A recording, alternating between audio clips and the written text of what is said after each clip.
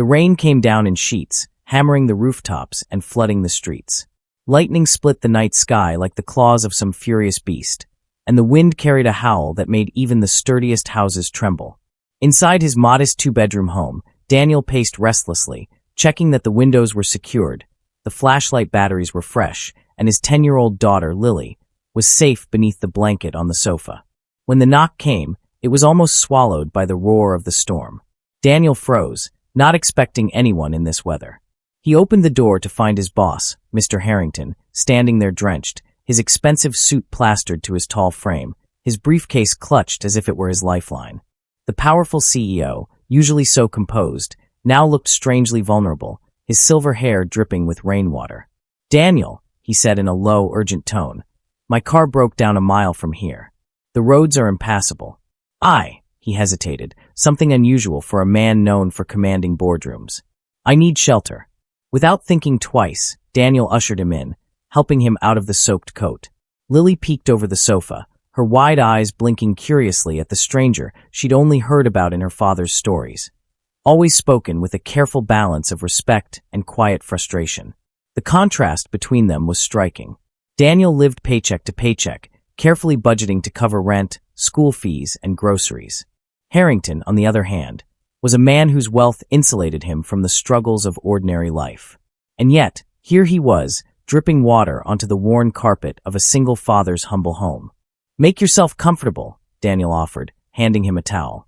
"It's not much, but it's safe from the storm." Harrington studied the room. The mismatched furniture, the small stack of children's books on the coffee table, the flickering lamp whose shade had been mended with tape. It was a world far from his own penthouse apartment. For a moment, something unreadable flickered in his eyes.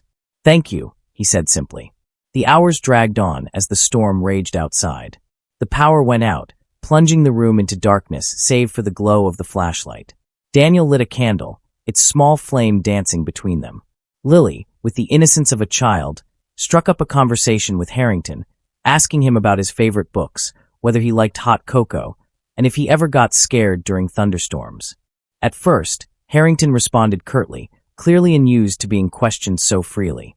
But as time passed, something softened in his demeanor. He admitted he hadn't read a storybook in years, that he couldn't remember the last time he drank cocoa, and that yes, as a boy, he had been terrified of storms.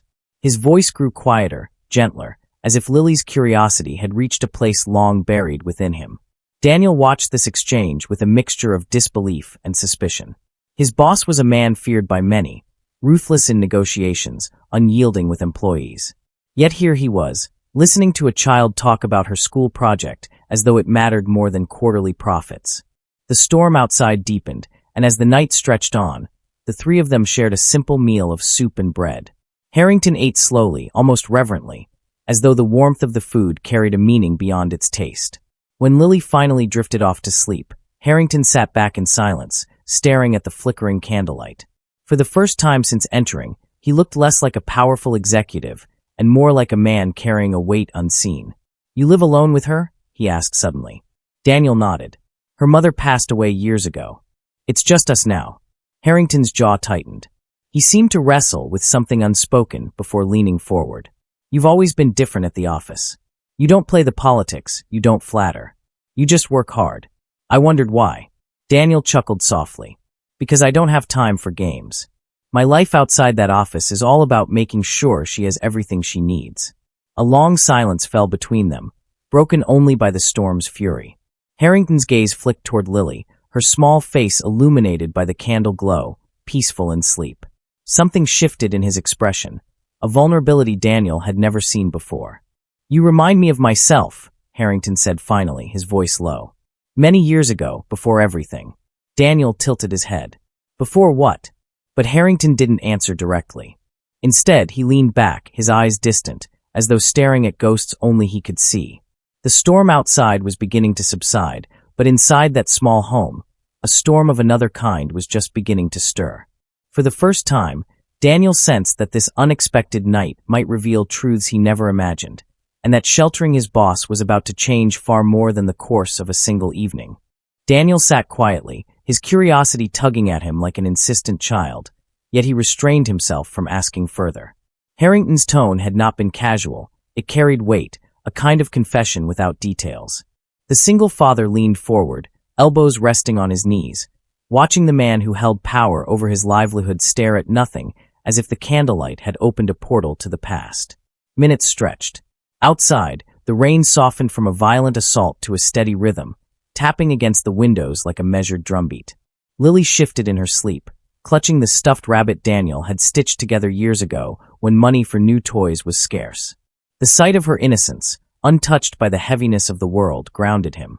He wondered what it must look like to a man like Harrington, who had everything money could buy yet seemed so far removed from warmth. At last, Harrington spoke, his voice rougher, as though the words resisted leaving his throat. Before I became who I am now, I was just a boy from nothing. My father worked in a factory. My mother sewed clothes late into the night. We had no luxury, not even enough sometimes for dinner. But what we had, he exhaled, eyes narrowing as if the memory burned. What we had was a closeness, a family bond that nothing could break, until I broke it. Daniel listened, intrigued and unsettled. He had only ever known his boss as a figure of intimidation, someone who spoke in clipped orders and moved through the office like a storm no one dared stand against. Now, here he was peeling away layers of armor. I left them behind, Harrington continued. When ambition took hold of me, I clawed my way into the business world. I told myself it was for them, for a better life. But as success came, I stopped calling. I stopped visiting. I was too busy. Too busy to answer my father's last message before he died. Too busy to notice my mother fading away.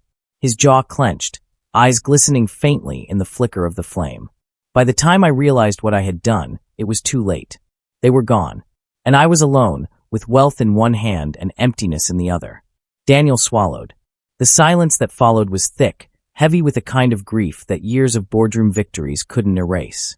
He had never expected to hear such words spill from Harrington, the man whose signature determined careers and futures with a stroke of his pen. "You're lucky," Harrington said suddenly, looking Daniel straight in the eye. "You may think this small house, this simple life, is a cage. But it's not. It's everything. You are rich in ways I will never be, because you have her." His gaze flicked toward Lily, sleeping soundly. "You still have someone who needs you. Don't ever trade that for what men like me chase." Daniel felt his chest tighten. He had always thought of Harrington as a man who lived above the clouds, untouchable, insulated from the struggles of ordinary existence.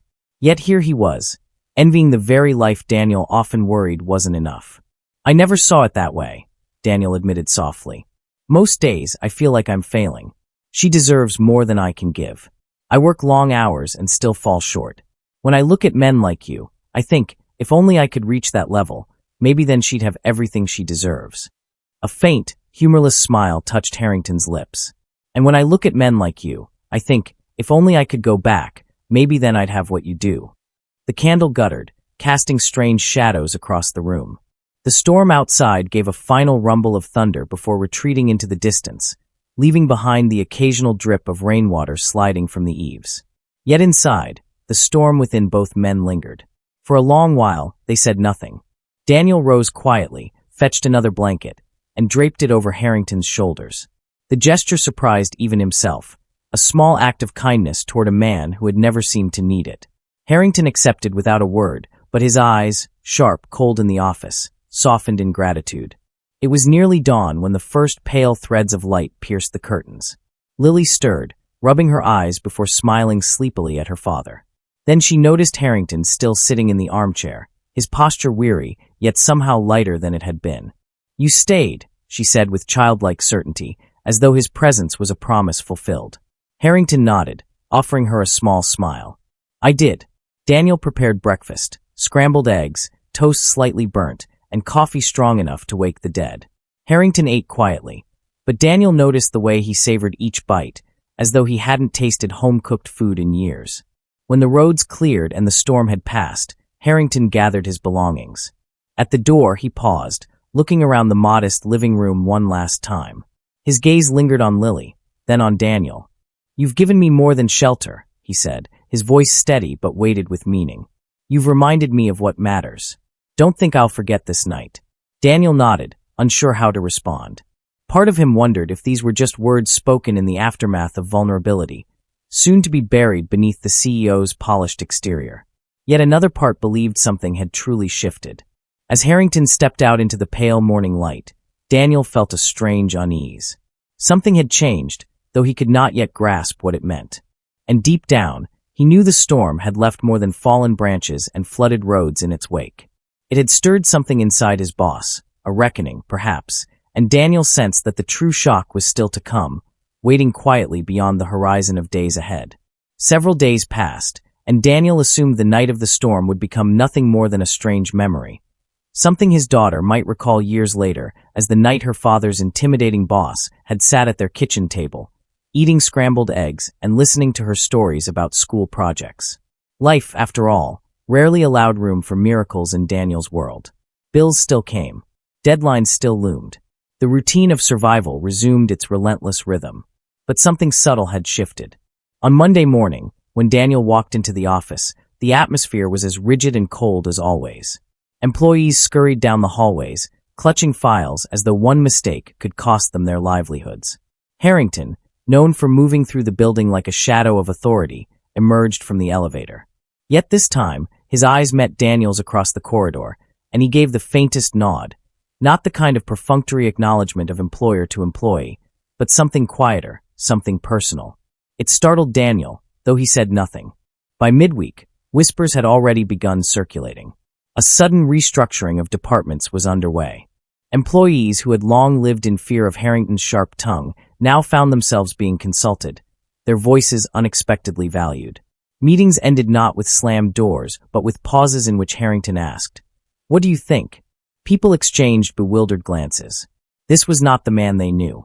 For Daniel, however, the shock came on Friday. He had just finished filing reports when his phone rang. It was Harrington's secretary, her voice brisk yet tinged with disbelief. "Mr. Harrington wants to see you in his office."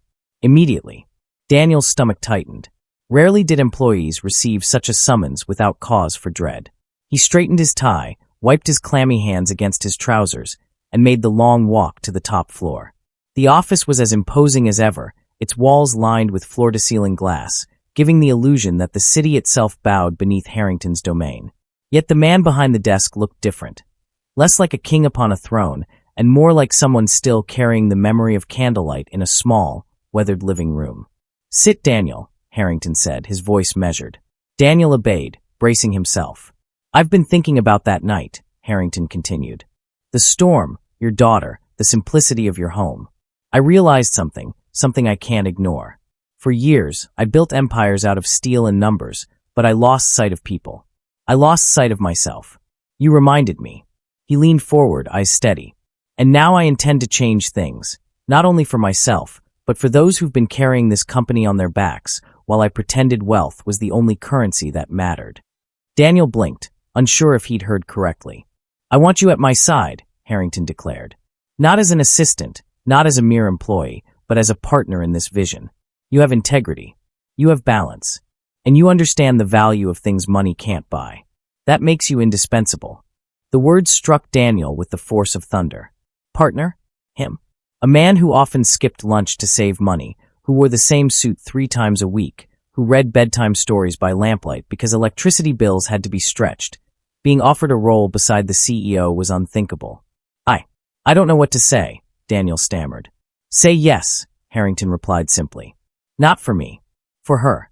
He gestured as though Lily herself were present, her small face still glowing with candlelight. "You said she deserves more. This is how you give it to her. But I want you to promise me something. No matter how high you climb, never lose the warmth I saw in your home that night. That's the fire I need at the heart of this company." Daniel's throat tightened.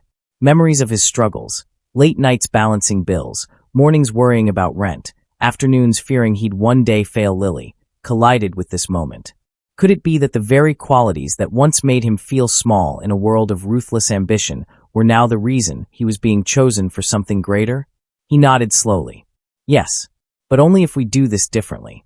If we treat people with respect, if we remember the ones who stay late for pennies, if we stop crushing those who don't have the means to fight back." For the first time, Harrington smiled, not the tight-lipped curve of a businessman, but the genuine smile of a man who had remembered what it meant to be human. "That's exactly why it must be you." The following weeks transformed the company in ways no one could have predicted. Policies changed. Employees were offered fairer wages, more humane hours. Departments that once worked in silence now buzzed with ideas, because suddenly their voices mattered. And at the center of it all was Daniel, still the same humble father, but now walking halls where decisions were no longer made at the expense of humanity. Yet the true transformation was not corporate, it was personal. Harrington, the man once feared as a ruthless executive, began visiting Daniel's home on weekends. Not as a boss, not as a benefactor, but as a friend. He sat at the same worn table, drank the same too-strong coffee, and listened to Lily chatter about her drawings. On one such evening, he brought her a set of colored pencils, nothing extravagant, but chosen with care. "You remind me of someone I once knew," he told her quietly. "Someone who used to believe storms couldn't touch her dreams." Lily beamed, hugging the gift, while Daniel watched with quiet awe. It was as if the storm had not only broken down the walls of Harrington's loneliness, but had also built a bridge between two worlds that had once seemed impossibly far apart. Months later, standing at a company-wide gathering, Harrington announced his retirement. Gasps rippled through the crowd, but he raised a hand for silence. "This company no longer needs a man obsessed with control," he said, his voice carrying a conviction born of redemption. "It needs a leader who understands both strength and compassion. That leader is Daniel." The applause was thunderous, though Daniel himself stood frozen, overwhelmed. He hadn't asked for this destiny, yet it had found him on a night when he'd opened his door to a man lost in the storm. When he finally stepped forward, the image of Lily's smiling face filled his mind. He knew that this moment wasn't just his. It was theirs. A father who had once feared he had nothing to offer had become the living proof that kindness, even in the smallest home, could rewrite destinies. And though storms would come again, both in skies and in life, Daniel understood now that some storms were not sent to break men, but to awaken them. What began with a knock at the door on a night of raging thunder had ended with something far greater than shelter. It had ended with the birth of a legacy, one forged not from wealth, but from the quiet, unshakable power of humanity itself.